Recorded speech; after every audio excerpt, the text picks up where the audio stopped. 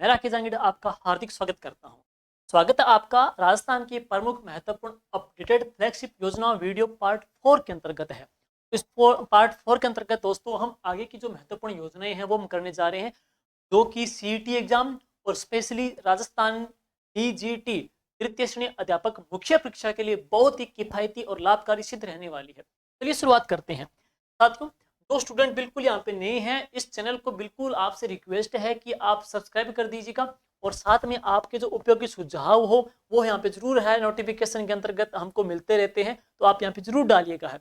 और इसके जो अतिरिक्त है, इस वीडियो के डिस्क्रिप्शन के अंतर्गत हमारा जो टेलीग्राम चैनल है इसी नाम से, जीके विद राकेश जांगिड के नाम से है, वो जरूर ज्वाइन कर लीजिए, क्योंकि इसी क्लास की या अन्य जो क्लासें हैं, जो नोट्स वगैरह हैं, आपको उसी ग्रुप के अंतर्गत मिलते रहेंगे। चलिए शुरुआत करते हैं। सबसे पहले हम दोस्तों बात करते हैं, इसके अंतर्गत है राजस्थान सिलिकोसिस नीति। बहुत ही महत्वपूर्ण है, अभी सेकंड ग्रेड एग्जाम में प्रश्न ये पूछ लिया गया है। देखिए दोस्तों, सिलिकोसिस एक रोग है, जो व्यक्ति जो खाद्यान्नों के अंतर्गत है, खानों में जो काम करते हैं, पत्थर का काम करते हैं, वहां उन जो श्रमिक होते हैं उनके सांस के थ्रू है, फेफड़ों के अंतर्गत है, ये जो रोग चला जाता है, उस रोग के लिए सरकार के द्वारा सिलिकोसिस जो नीति है वो लाई गई थी। उन रोगियों को मतलब आर्थिक सहायता देने के लिए, या जिनकी मृत्यु हो चुकी है उनके परिवार को आर्थिक सहायता देने के लिए है। बात करते हैं इस योजना के अंतर्गत महत्वपूर्ण जो पहलू है। सबसे पहले अपने बात करें साथियों इसके अंतर्गत, तो देखेंगे, देखिए दोस्तों, सबसे पहले सिलिकोसिस जो नीति है ना, ये कब आई थी? 3 अक्टूबर 2019, ये डेट पूछी गई थी सेकंड ग्रेड एग्जाम के अंतर्गत है। सिलिकोसिस नीति है वो कब लाई गई थी? 3 अक्टूबर 2019 को ये योजना लाई गई थी, नीति लाई गई थी। सबसे पहले बात करते हैं विभाग, कौन से विभाग के द्वारा ये योजना संचालित है? तो बात करेंगे सामाजिक न्याय एवं अधिकारिता विभाग है, सामाजिक न्याय अधिकारिता विभाग के द्वारा है। और इसमें क्या विशेषता है? सबसे पहले सिलिकोसिस रोग के प्रमाणीकरण पर पुनर्वास के लिए रोगी को सहायता 3 लाख रुपए है, यानी कि गवर्नमेंट के डॉक्टर के द्वारा उस रोग का प्रमाणीकरण कर दिया जाता है, तो उस व्यक्ति के पुनर्वास के लिए राज्य सरकार के द्वारा उस रोगी को 3 लाख रुपए की सहायता दी जाती है। रोगी की मृत्यु के पश्चात अगर रोगी की मृत्यु जाती है तो अंतिम संस्कार के लिए राज्य सरकार इसके लिए 10,000 रुपए का इसमें भी हेल्प कर रही है। तीसरा है, रोगी की मृत्यु के बाद परिवारजनों की सहायता के लिए सरकार इसके अंतर्गत है 2 लाख रुपए की आर्थिक सहायता दे रही है। एक तो रोगी के प्रमाणीकरण होने पर कितने? 3 लाख रुपए पुनर्वास के लिए।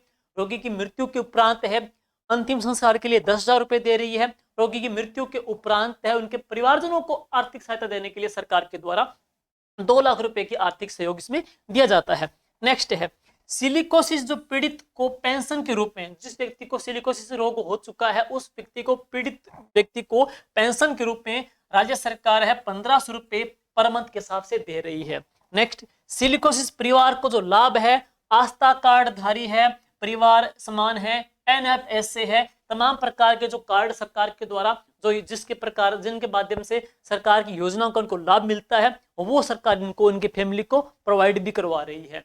तो इसमें के अंतर्गत डेट पढ़ेंगे 3 अक्टूबर 2019, इंपोर्टेंट बात आ जाएगी है। और नेक्स्ट है जो राशि इसके अंतर्गत दी जाती है तमाम है 3 लाख रुपए, 10,000 रुपए, 2 लाख रुपए, और उस सिलिकोसिस रोगी को पेंशन के रूप में कितने रुपए हैं?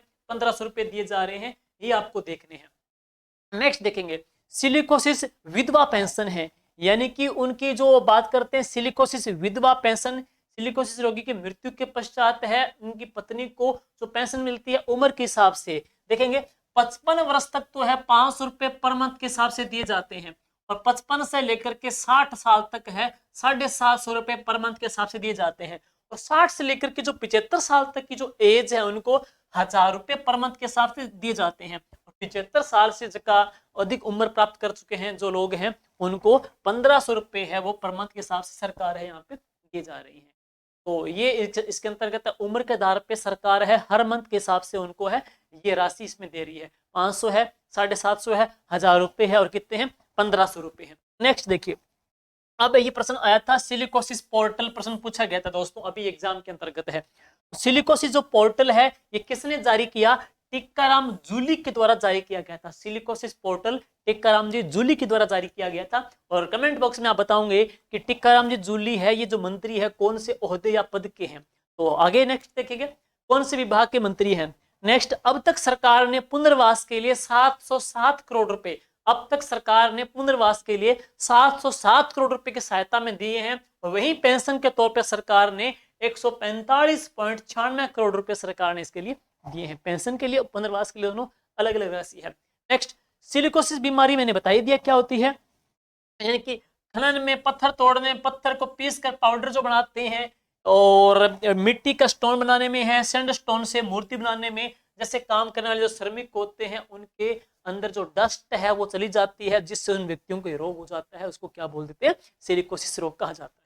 ओके, तो अब इसके पश्चात में अब चलते हैं नेक्स्ट, अगली योजना है मुख्यमंत्री कन्यादान योजना है। बहुत ही इंपॉर्टेंट योजना दोस्तों, जिसको हथलेवा योजना भी कहते हैं। मुख्यमंत्री कन्यादान योजना, इसको क्या बोल देते हैं, हथलेवा योजना है दोस्तों। ये योजना कब लाई गई थी, 2020 के अंतर्गत थी ये। और इस योजना का जो पहले जो पुराना जो नाम था ना, वह था सहयोग एवं उपहार योजना है, जिसको अब नाम दिया गया है मुख्यमंत्री कन्यादान योजना एवं हथलेवा योजना है। आगे बात करते हैं विभाग, वही कौन सा जाएगा, सामाजिक न्याय एवं अधिकारिता विभाग है। इससे पहले हमने पढ़ी थी सिलिकोसिस जो नीति योजना है वो भी सामाजिक न्याय अधिकारिता विभाग की है, यह भी सामाजिक न्याय अधिकारिता विभाग की है। और SC ST अल्पसंख्यक बीपीएल फैमिली की 18 साल या इससे अधिक आयु की जो लड़कियां हैं, SC ST अल्पसंख्यक बीपीएल परिवार की 18 साल या उससे अधिक आयु वर्ग की जो लड़कियां हैं, उनको विवाह पर सरकार के द्वारा कितनी राशि दी जाती है, 31,000 रुपए की राशि सरकार के द्वारा उनको प्रदान की जा रही है। ओके, अब देखते हैं यदि लड़की 10वीं पास है, यदि लड़की 10वीं पास है तो अतिरिक्त कितने 10,000 रुपए की सहायता दी जाती है। यदि लड़की स्नातक है तो कितने अतिरिक्त 20,000 रुपए है। कुल आपसे पूछ ले तो कुल जो राशि है 31,000, 10,000, 20,000 है, तो कुल यहाँ पे कितनी राशि सरकार के द्वारा दे है, 51,000 रुपए यहाँ पे दिए जाते हैं। 31,000, 10,000 और 20,000 है। 31,000 उसी लड़की की शादी के लिए, 10वीं पास है 10,000 है, स्नातक है तो फिर कितने 20,000 रुपए है। नेक्स्ट है वित्तीय सहायता, इसमें 2 चरणों में दी जाती है। देखिए पहला जो चरण है वो क्या है, 50% जो राशि है शादी से पहले दी जाती है और 50% राशि है शादी के बाद में दी जाती है। ओके, नेक्स्ट इसके बाद में नेक्स्ट देखेंगे मुख्यमंत्री कन्यादान योजना है, इसी की बात करेंगे। इसी तरह से सभी श्रेणी के जो बीपीएल परिवार, अंत्योदय परिवार है और आस्था कार्डधारी योजना है, आर्थिक रूप से कमजोर विधवा पेंशन, विशेष योग्यजन है, पालनहार योजना में लाभार्थी लड़कियों की शादी और 18 वर्ष से अधिक उम्र की महिला खिलाड़ियों को भी स्वयं की शादी में सरकार के द्वारा 21,000 रुपए सहायता दी जाएगी। उनके अतिरिक्त है इन कैटेगरी अंतर्गत भी सरकार के द्वारा 21,000 रुपए की सहायता दी जाएगी है। यदि लड़की 10वीं पास है तो अतिरिक्त कितने 10,000 रुपए हैं। यदि लड़की की स्नातक पास है तो कितने 20,000 रुपए हैं, वो यहाँ पे हम पढ़ेंगे हैं। और इस प्रकार से उस कैटेगरी में कितने आ गए थे, 51,000 आ गई थी। और यहाँ पे आप देखेंगे तो कितनी है 21,000 रुपए और 10,000 रुपए और यहाँ पे कितने आ जाएगी 20,000 रुपए है। इस प्रकार से तीनों आप पढ़ोगे, वहां भी आप पढ़ेंगे तो उस कैटेगरी के अंतर्गत है तीनों के, वहां पे 31,000 रुपए, 10,000 रुपए, 20,000 रुपए, ठीक है। और यहाँ की बात करेंगे इन श्रेणियों के अंतर्गत है, यहाँ पे वहां 31,000 थे, इसके अंतर्गत कितने आ जाएंगे, ओके, और 10,000 आ जाएंगे और कितने आ जाएंगे 20,000 आ जाएंगे है। अब इसके पश्चात है वर्तमान सरकार के कार्यकाल में अब तक 48,269 लाभार्थियों को 165 करोड़ रुपए की सहायता प्रदान की गई है। तो वर्तमान सरकार के कार्यकाल में अब तक 48,269 लाभार्थियों को 165 करोड़ रुपए की सहायता दोस्तों प्रदान कर दी गई है। ये थी महत्वपूर्ण जो योजना सरकार के द्वारा है। देखेंगे यहाँ पे 30, 40, 50, 60, यहाँ पे दोस्तों 61 आ जाएगा, यहाँ पे 61 है, ये थोड़ा यहाँ पे एरर हो गई थी, 61,000 है।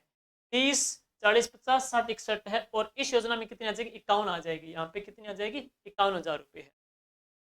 नेक्स्ट इसके बाद अब देखते हैं मुख्यमंत्री एकल नारी समान पेंशन योजना है। मुख्यमंत्री एकल नारी समान पेंशन जो योजना है, इस योजना की हम बात करते हैं तो इस योजना की पात्रता की बात करते हैं, 18 वर्ष या इससे अधिक है।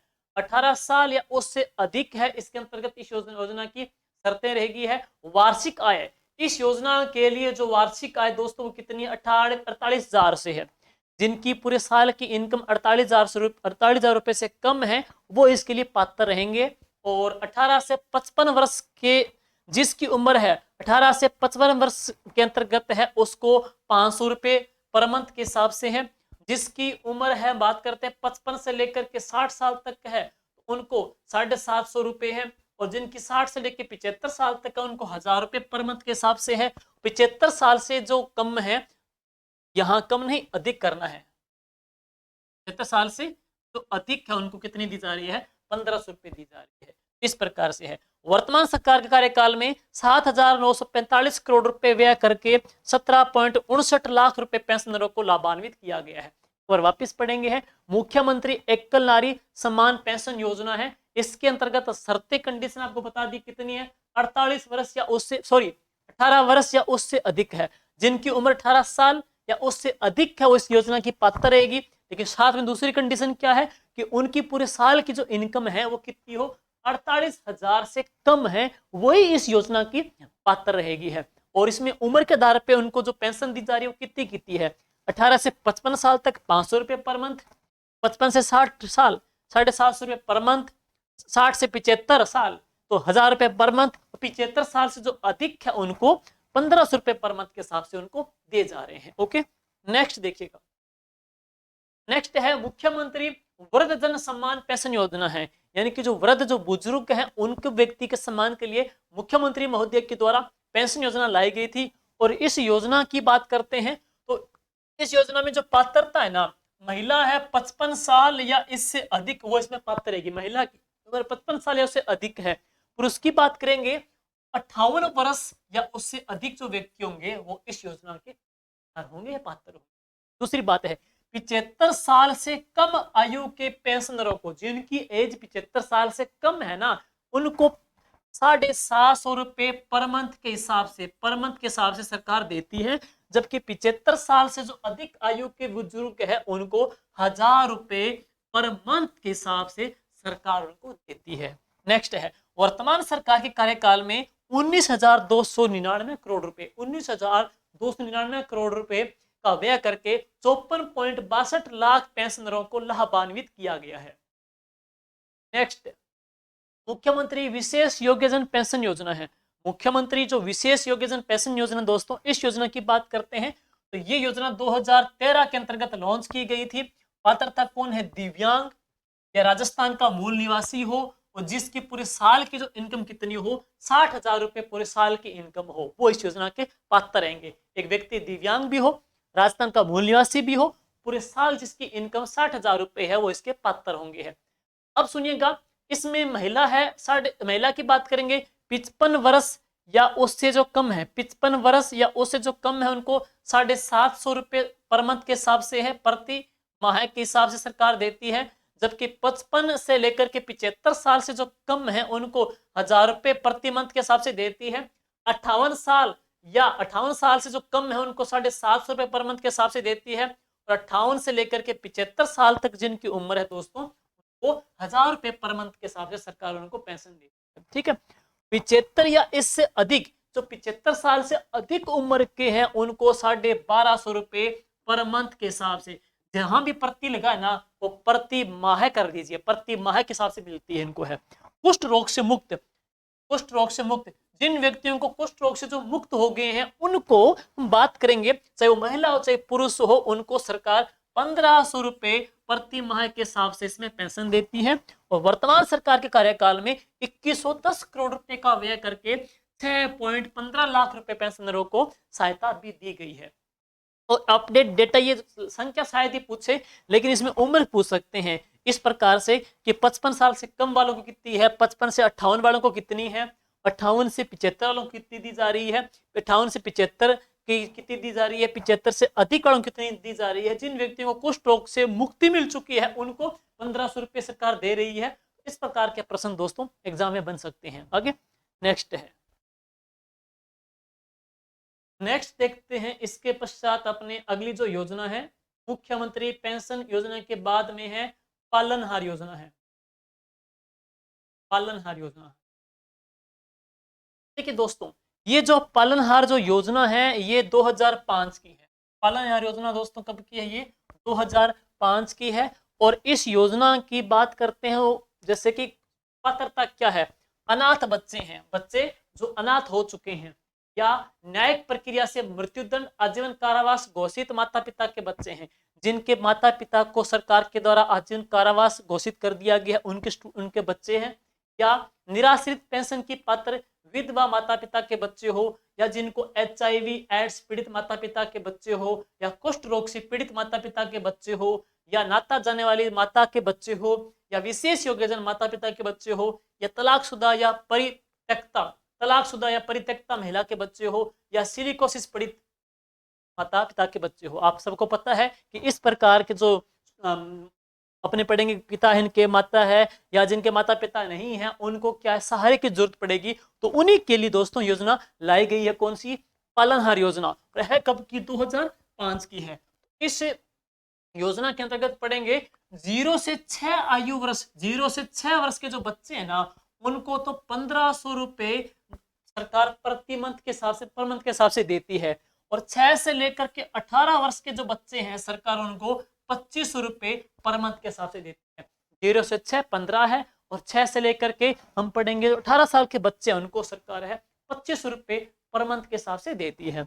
नेक्स्ट है 0 से 6 वर्ष के बच्चे उनको 500 रुपए, अन्य शेष श्रेणी के बच्चे हैं उनको प्रति मंथ के हिसाब से दिए जाते हैं।